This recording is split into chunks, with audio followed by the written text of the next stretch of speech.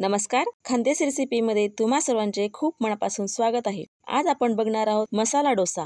हा मसाला डोसा कुरकुरीत कसा करायचा, त्याच्यासाठी स्टफिंग कशी बनवायची, तांदूळ आणि डाळ याचे प्रमाण किती घ्यायचे, त्यांना किती वेळ भिजू घालायचे, हे सर्व आपण एकाच व्हिडिओमध्ये बघणार आहोत। यासाठी व्हिडिओ पूर्ण बघा, कुठेही स्किप न करता। आणि हो, आपल्या खानदेश रेसिपी या चॅनलला नक्कीच सबस्क्राइब करा आणि व्हिडिओ आवडल्यास लाईक करा आणि जास्तीत जास्त शेअर देखील करा।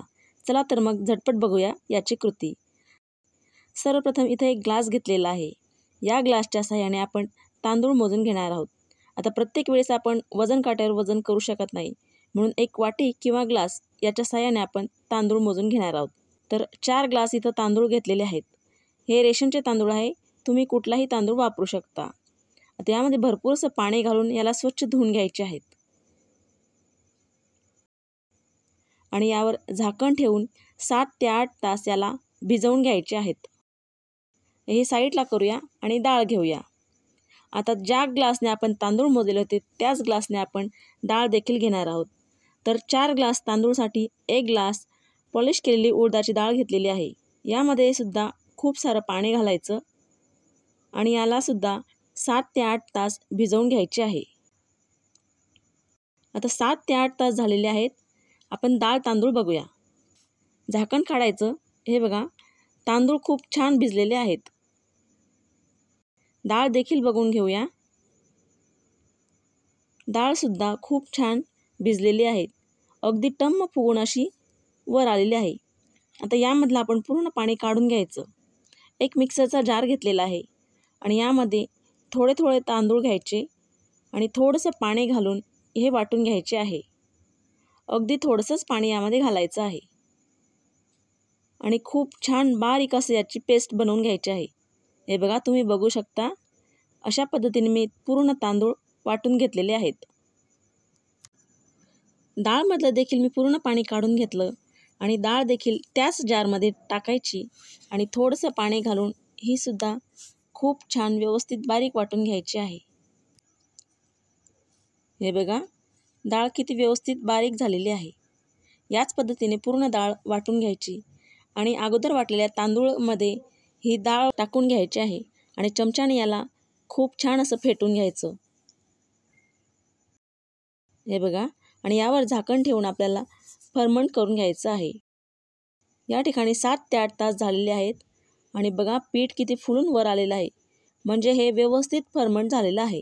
तुम्ही बघू शकता, यावर किती असे बबल्स आलेले आहेत।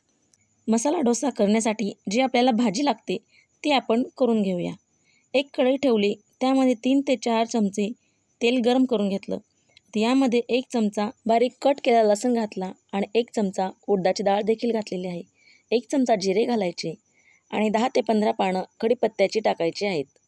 हे सर्व मिश्रण एकसारखं परतून घ्यायचं। आता यामध्ये 2 सुक्या लाल मिरच्या त्या देखील घालायच्या आहेत। लाल मिरचीने भाजी खूप स्वादिष्ट होते। आपण परफेक्ट अशी साऊथ इंडियन पद्धतीची ही भाजी बनवत आहोत, त्यासाठी हेच प्रमाण ठेवायचं। आता यामध्ये 2 बारीक चिरलेले कांदे घातलेले आहेत। आता हे सर्व आपल्याला व्यवस्थित परतून घ्यायचं आहे। आता यामध्ये 1 चमचा धणेपूड घातली आहे, पाव चमचा हळद घातलेली आहे आणि आवडीप्रमाणे लाल तिखट घेतलेलं आहे। आता हे सर्व मसाले व्यवस्थित भाजून घ्यायचे आहेत। आता आपल्याला बटाटे लागणार आहेत। हे बटाटे कुकरमध्ये उकडून आणि त्यांची साल काढून घेतलेली आहे। साल काढलेली बटाटे ती देखील यामध्ये घातलेली आहे। आता चवीप्रमाणे मीठ घालायचं आणि हे सर्व मिश्रण एकजीव करून घ्यायचं आहे। याला एकसारखं असं परतून घ्यायचं आणि 5 ते 6 मिनिटं ही भाजी आपल्याला शिजवून घ्यायची आहे। भाजी तयार झालेली आहे। आता आपण डोसा बनवून घेऊया। आता या ठिकाणी एक भांडं घेतलेलं आहे आणि या भांड्यामध्ये हवं तेवढं पीठ आपण टाकून घ्यायचं आहे आणि यामध्ये पाणी टाकायचं आहे। चवीप्रमाणे मीठ घालायचं। हे चमचाने व्यवस्थित ढवळून घ्यायचं आहे आणि तुम्ही बघू शकता मी कशा पद्धतीने बनवलेलं आहे। याची कन्सिस्टन्सीसुद्धा तुम्ही बघू शकता। पातळ असं पीठ आपल्याला बनवून घ्यायचं आहे। मी पुन्हा थोडंसं पाणी घालून याला ढवळून घेतलेलं आहे।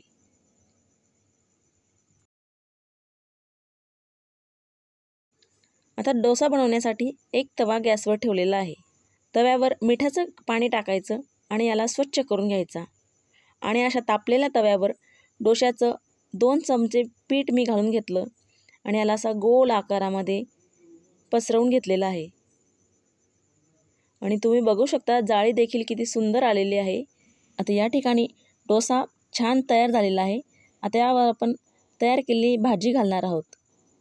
अशी मध्यभागी मी 2 चमचे भाजी टाकलेली आहे आणि एका साईडने याला असं फोल्ड करून घ्यायचं आणि दुसरी बाजू देखील यावर दुमडून घ्यायची आहे. हे बघा, आणि किती कुरकुरीत असा मसाला डोसा इथं बनलेला आहे. तुम्ही बघू शकता. आहा, किती छान दिसत आहे बघा.